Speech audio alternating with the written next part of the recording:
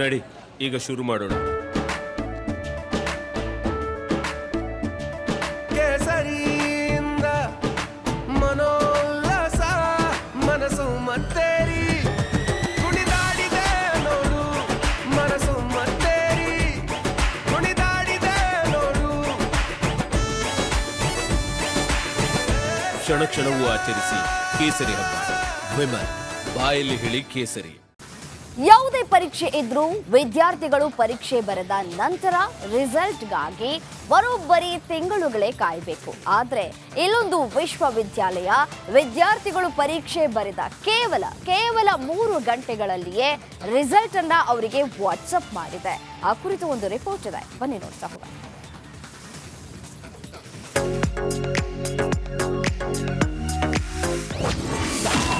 ಪರೀಕ್ಷೆ ಬರೆದ 3 ಗಂಟೆಯಲ್ಲಿ ವಿದ್ಯಾರ್ಥಿಗಳ ರಿಸಲ್ಟ್. ಅಚ್ಚರಿ ಮೂಡಿಸಿದ ವಿಶ್ವೇಶ್ವರಯ್ಯ ತಾಂತ್ರಿಕ ಯೂನಿವರ್ಸಿಟಿ. ಸಾಮಾನ್ಯವಾಗಿ ಶಾಲಾ ಕಾಲೇಜಿನಲ್ಲಿ ಪರೀಕ್ಷೆ ನಡೆದರೆ ಅದರ ರಿಸಲ್ಟ್ ಬರೋದು ತುಂಬಾ ಲೇಟು, ತಿಂಗಳುಗಳೇ ಕಳೆದು ಹೋಗುತ್ತೆ.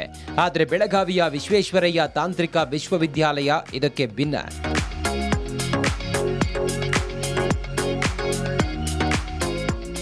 ಮೇ 30ರಂದು BE, B Tech, B Arch, B plan ಸೇರಿದಂತೆ ವಿವಿಧ ವಿಭಾಗಗಳ ಬರೋಬ್ಬರಿ 42,323 ವಿದ್ಯಾರ್ಥಿಗಳು ಪರೀಕ್ಷೆ ಬರೆದಿದ್ರು. ಆದರೆ ಎಕ್ಸಾಮ್ ಬರೆದು ವಿದ್ಯಾರ್ಥಿಗಳು ಮನೆ ಹಾಸ್ಟೆಲ್ಗೆ ಹೋಗುವಷ್ಟರಲ್ಲೇ ಅವರ ವಾಟ್ಸಪ್ಗೆ ಅವರವರ ರಿಸಲ್ಟ್ ಬಂದಿದೆ. ಇದನ್ನು ನೋಡಿದ ವಿದ್ಯಾರ್ಥಿಗಳು ಶಾಕ್ ಆಗಿದ್ದಾರೆ. ಇಡೀ ದೇಶದ ಇತಿಹಾಸದಲ್ಲಿಯೇ ಮೊದಲ ಬಾರಿಗೆ ಇಷ್ಟು ಬೇಗ ಅಂದರೆ ಪರೀಕ್ಷೆ ಬರೆದ 3 ಗಂಟೆಗಳಲ್ಲಿ ವಿದ್ಯಾರ್ಥಿಗಳಿಗೆ ವಿಟಿಯು ಫಲಿತಾಂಶ ನೀಡಿದ್ದು, ಇದರಿಂದ ವಿದ್ಯಾರ್ಥಿಗಳು ಫುಲ್ ಖುಷಿಯಾಗಿದ್ದಾರೆ.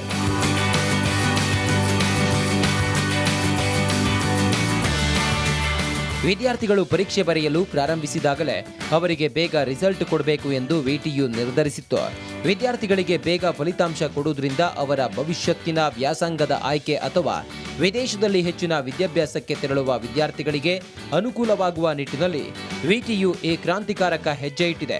ಫಸ್ಟ್ ಇಯರ್ದಲ್ಲಿ ನಮ್ಮ ರಿಸಲ್ಟ್ ಬರೋದಕ್ಕೆ ಅಟ್ಲೀಸ್ಟ್ ಆದರೂ ಒಂದು ತಿಂಗಳುಗಟ್ಟಲೆ ಟೈಮ್ ತೊಗೋತಿತ್ತು. 1 ತಿಂಗಳು 15 ಡೇಸ್ ಅಷ್ಟು ಟೈಮ್ ತೊಗೋತಿತ್ತು. ಈಗ ಸುಮಾರು 3 ಸೆಮ್ಮಿಂದ 1 ವೀಕಲ್ಲಿ ರಿಸಲ್ಟ್ ಬರ್ತಿತ್ತು. ಆದರೆ like very fortunately and very surprisingly 1 daily 0 day result ಅಂತ ಬಿಟ್ಟರು. ನಿನ್ನೆ ಎಕ್ಸಾಮ್ ಆಯಿತು, ಇವತ್ತು ರಿಸಲ್ಟ್ ಬಿಟ್ಟರು. ಹಿಂಗಾಯಿತು. ಲೈಕ್ 29ಗೆ ನಮ್ಮ ಎಕ್ಸಾಮ್ ಮುಗಿದು 30ಗೆ ನಮ್ಮ ರಿಸಲ್ಟ್ ಬಂದುಬಿಡ್ತು ಸಂಜೆ 8 ಗಂಟೆ ಒಳಗೆ. ಸೊ ಇದರಿಂದ ನಮ್ಗೆ ಅನುಕೂಲ ಆಗಿದ್ದು ಏನಂದರೆ, ನಮಗೆ ಗೊತ್ತಾಯಿತು ನಮ್ಮ ಏನಾದರೂ ಫೇಲ್ಯೂರ್ ಆಗಿದೆಯೋ ಏನಾಗಿದೆಯೋ ಅಂತ ಗೊತ್ತಾಗೋದು ಈಸಿ ಆಯಿತು. ಏನಾದರೂ ಅಪ್ಲೈ ಮಾಡಬೇಕಾಗಿತ್ತು, ಅದು ಈಸಿ ಆಯಿತು. ಮತ್ತು ಡಿಗ್ರಿ ಸಿಗೋದು ಈಸಿ ಆಯಿತು. ಮತ್ತು ಡಿಗ್ರಿ ಎಕ್ಸಾಮಲ್ಲಿ ಮತ್ತೆ ಎಷ್ಟು ಮಾರ್ಕ್ಸು ಏನು ಕ್ಯಾಲ್ಕುಲೇಷನ್ ಮಾಡೋದು ಈಸಿ ಆಯಿತು. ಪರೀಕ್ಷೆಗೆ ಮೌಲ್ಯಮಾಪನ ಮಾಡಲೆಂದೇ ಈ ಬಾರಿ 30 ಕೇಂದ್ರಗಳನ್ನು ತೆರೆಯಲಾಗಿದ್ದು, ಪ್ರತಿ ಕೇಂದ್ರದಲ್ಲಿ 20 ಸಿಬ್ಬಂದಿಯನ್ನ ನಿಯೋಜನೆ ಮಾಡಲಾಗಿತ್ತು. ಪರೀಕ್ಷೆ ಬರೆದು 3 ಗಂಟೆಗಳಲ್ಲಿ ಫಲಿತಾಂಶ ನೀಡಿದ್ದು ವಿಟಿಯು ಮಾಡಿದ ಸಾಧನೆ. ಈ ಬಗ್ಗೆ ವಿಟಿಯು ಕುಲಪತಿ ವಿದ್ಯಾಶಂಕರ್ ಎಸ್ ಅವರು ಹೇಳೋದು ಹೀಗೆ. ಮಕ್ಕಳು ಎಷ್ಟು ಅವರ ತಂದೆ ತಾಯಿ ಖುಷಿ ಪಟ್ಟಿದ್ದಾರೆ ಬಹುಶಃ ಅಂತಂದರೆ, ಅವರು ರಿಸಲ್ಟ್ ಎಕ್ಸಾಮ್ ಬರೆದ 3 ಗಂಟೆನಲ್ಲಿ ರಿಸಲ್ಟ್ ಬಂದಿದೆ ಅಂದರೆ, ಯಾವುದೇ ಒಬ್ಬ ತಂದೆ ತಾಯಿ ತನ್ನ ಮಗ ಅಥವಾ ಮಗಳು ಇಂಜಿನಿಯರ್ ಆಗಬೇಕು ಅಂತೇನು ಕನಸನ್ನು ಕಾಣ್ತಿರ್ತಾರೆ, ಬಹುಶಃ 3 ಗಂಟೆನಲ್ಲಿ ರಿಸಲ್ಟ್ ತಲುಪಿದಾಗ ಬಹುಶಃ ಎಷ್ಟು ಸಂತೋಷ ಪಟ್ಟಿರ್ತಾರೆ ಅಂತಂದರೆ ಅದು ನಾನು ಹೇಳೋಕ್ಕಾಗಲ್ಲ, ಮಾತುಗಳಲ್ಲಿ ವರ್ಣಿಸೋಕ್ಕಾಗಲ್ಲ. ವಿಶ್ವೇಶ್ವರಯ್ಯ ತಾಂತ್ರಿಕ ವಿಶ್ವವಿದ್ಯಾಲಯ ಒಂದು ಹೊಸ ಭಾಷ್ಯ ಬರೆದಿದ್ದು, ಇದೇ ವೇಗವನ್ನು ಕರ್ನಾಟಕ ಸರ್ಕಾರ ಹಾಗೂ ಲೋಕಸೇವಾ ಆಯೋಗ ನಡೆಸುವ ಸ್ಪರ್ಧಾತ್ಮಕ ಪರೀಕ್ಷೆಗಳ ಫಲಿತಾಂಶದಲ್ಲೂ ಅಳವಡಿಸಿಕೊಳ್ಳಲಿ ಎನ್ನುವುದು ಎಲ್ಲರ ಒತ್ತಾಯ. Mailari Patat, republic Kannada, Belagavi. Welcome back. ಆ ಗ್ರಾಮದ ಜನರು ಕಗ್ಗತ್ತಲಲ್ಲಿ ನರಕಯಾತನೆಯ ಬದುಕನ್ನ ಸಾಗಿಸ್ತಾ ಇದ್ದಾರೆ. ವಿದ್ಯುತ್ ಸಂಪರ್ಕ ಇಲ್ಲದೆ ಗ್ರಾಮದಲ್ಲಿ ಕತ್ತಲು ಆವರಿಸಿದೆ. ದೀಪದ ಬೆಳಕಲ್ಲೇ ವಿದ್ಯಾರ್ಥಿಗಳು ಓದುವಂತಹ ದುಸ್ಥಿತಿ ನಿರ್ಮಾಣವಾಗಿದೆ. ಆ ಕುರಿತ ಒಂದು ವರದಿ ಎಲ್ಲಿದೆ ನೋಡಿ.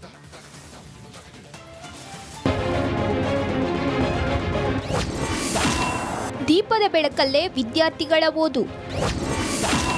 ವಿದ್ಯುತ್ ಸಂಪರ್ಕವಿಲ್ಲದೆ ಜನ ಕಂಗಾಲು. ಕತ್ತಲೆ ಬದುಕು. ಇಡೀ ಊರಿಗೆ ಊರೇ ಕತ್ತಲು. ದೀಪದ ಕೆಳಗೆ ಮಕ್ಕಳ ಅಭ್ಯಾಸ. ಇದು ಯಾವುದೋ ರಾಜ್ಯದಲ್ಲಿ ಆಗಿದ್ದಲ್ಲ, ನಮ್ಮ ರಾಜ್ಯದಲ್ಲೇ. ಯಾದಗಿರಿ ತಾಲೂಕಿನ ಕಂಚಗಾರಹಳ್ಳಿ ತಾಂಡದ ಜನರು ಕಳೆದ 10 ದಿನಗಳಿಂದ ಕತ್ತಲಲ್ಲಿ ಜೀವನ ನಡೆಸುತ್ತಿದ್ದಾರೆ.